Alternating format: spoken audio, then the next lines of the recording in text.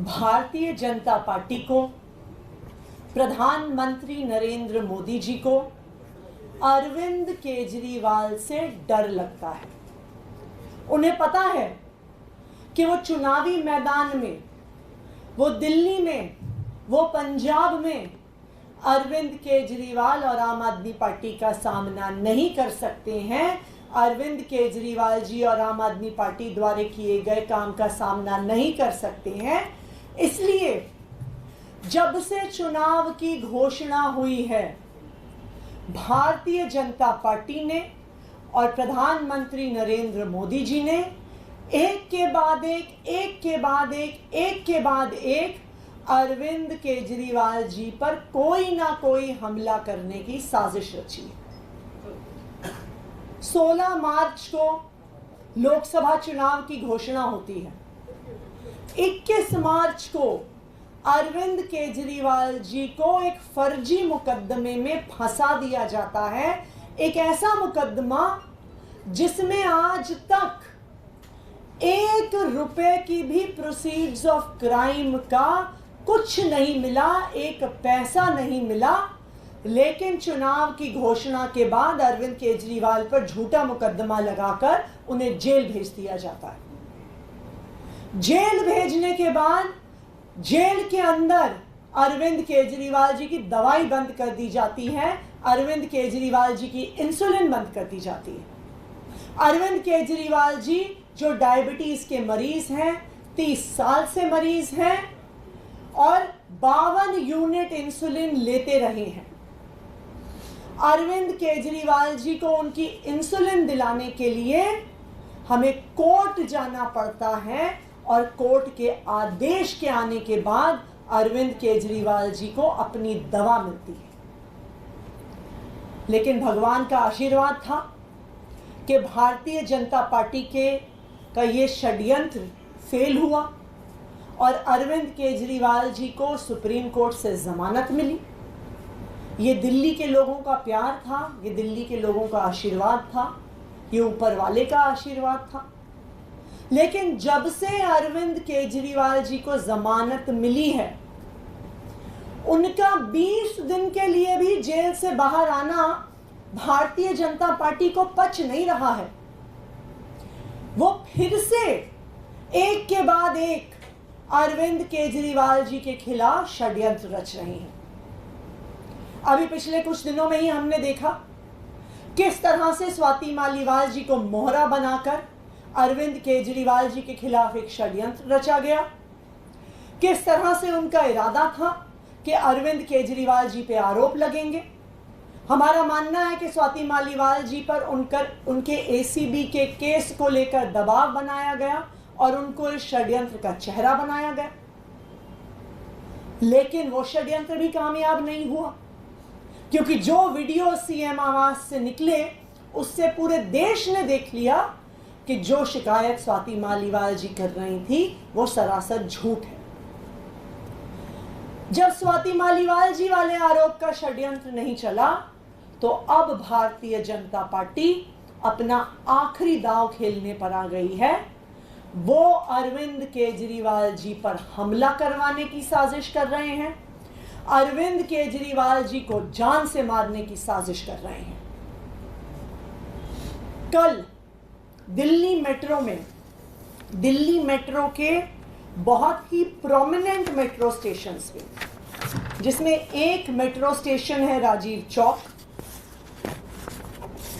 दूसरा metro station है पटेल नगर और उसके अलावा कई मेट्रो की ट्रेन्स के अंदर अरविंद केजरीवाल जी के खिलाफ धमकियां लिखी गई हैं, उनको जान से मारने की धमकी लिखी गई है और उन पर हमला करने की बात कई जगह पर धमकी के तौर पर दिल्ली भर के प्रोमिनेंट मेट्रो स्टेशंस पर लिखी गई है। अब आप मुझे बताइए, ऐसा कैसे हो सकता है कि वो मेट्रो स्टेशन जिसका चप्पा चप्पा सीसीटीवी कैमरा से कवर्ड है, मेट्रो स्टेशंस का 1 इंच भी सीसीटीवी कवरेज के बाहर नहीं होता। ये मेट्रो स्टेशंस राजीव चौक, पटेल नगर में दिन रात पुलिस मौजूद रहती है, पैरामिलिट्री फोर्सेस मौजूद रहते हैं, 24 घंटे सीसीटीवी कैमरा की मॉनिटरिंग होती है, लेकिन फिर भी धमकियां लिखी जाती हैं और धमकियां लिखने वाले को कोई ढूंढ भी नहीं रहा है। वो धमकी लिखने वाला ये सारी धमकियां अपने सोशल मीडिया अकाउंट्स पे पोस्ट भी करता है। मैं जानना चाहती हूं कहां है दिल्ली पुलिस, मैं जानना चाहती हूं कहां है उनका साइबर सेल, मैं जानना चाहती हूं कहां है दिल्ली मेट्रो के सिक्योरिटी फोर्सेस। ऐसा कैसे होता है कि दिल्ली के मुख्यमंत्री को खुलेआम जान से मारने की धमकियां दी जा रही हैं? एक जगह नहीं, 2 जगह नहीं, दिल्ली मेट्रो में जगह जगह दी जा रही हैं, खुलेआम उनको सोशल मीडिया पे डाला जा रहा है, लेकिन दिल्ली पुलिस टस से मस नहीं हो रही है। ये वही दिल्ली पुलिस है जो स्वाति मालीवाल जी के फर्जी आरोपों पर 24 घंटे काम कर रही थी, जो पूरी अपनी बटालियन लेके उनके घर चली गई थी उनके आरोप नोट करवाने के लिए, एफआईआर करने के लिए, जो जेम्स बॉन्ड की तरह हर 24 घंटे में एक बार सीएम आवास पहुंच जाते हैं, कहते हैं जी अब हमें सीसीटीवी चाहिए, अब हमें कालीन चाहिए, अब हमें सोफा चाहिए, अब हमें वीडियो चाहिए, अब हमें फलाना चाहिए। लेकिन जब दिल्ली के मुख्यमंत्री को धमकियां दी जा रही हैं तो उस दिल्ली पुलिस के मुंह से चू भी नहीं निकल रही है।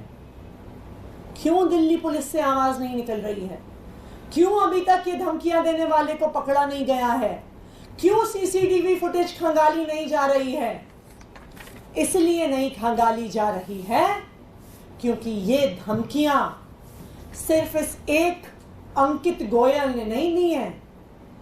ये धमकियां भारतीय जनता पार्टी की, प्रधानमंत्री नरेंद्र मोदी जी की साजिश का एक हिस्सा हैं। अगर साजिश का हिस्सा नहीं होते तो अब तक ये धमकियां देने वाला जेल के अंदर होता, लेकिन दिल्ली पुलिस के मुंह से एक शब्द नहीं निकला है। ये साफ दिखा रहा है ये साजिश प्रधानमंत्री कार्यालय से चल रही है। वही प्रधानमंत्री कार्यालय जो दिल्ली पुलिस को कंट्रोल कर रहा है, वही प्रधानमंत्री कार्यालय जो स्वाति मालीवाल जी के झूठे आरोपों पे मिनट पे दिल्ली पुलिस की तरफ से फर्जी कंप्लेंट, फर्जी खबरें टीवी पे प्लांट कर रहा है, आज वही प्रधानमंत्री कार्यालय अरविंद केजरीवाल पर हमले की तैयारी कर रहा है। मैं भारतीय जनता पार्टी को और प्रधानमंत्री नरेंद्र मोदी जी को बताना चाहती हूँ कि अगर हिम्मत है तो हमारे काम में हमें चैलेंज करके देखो। अगर हिम्मत है तो अरविंद केजरीवाल जैसा काम करके दिखाओ, अरविंद केजरीवाल की तरह लोगों का दिल जीत के दिखाओ, अरविंद केजरीवाल की तरह 24 घंटे बिजली दे के दिखाओ, अरविंद केजरीवाल की तरह सरकारी स्कूल ठीक करके दिखाओ, अरविंद केजरीवाल की तरह बुजुर्गों को फ्री तीर्थ यात्रा करके दिखाओ, अरविंद केजरीवाल की तरह हर दिल्ली वासी को फ्री इलाज देके दिखाओ। लेकिन वो तो आप करेंगे नहीं, क्योंकि वो आपको करना आता नहीं है। और आपको पता है कि जब अरविंद केजरीवाल से चुनावी मैदान में सामना होगा, जब आम आदमी पार्टी से सामना होगा, तो आप इस बार दिल्ली में 7 में से 0 सीट पाने वाले हैं।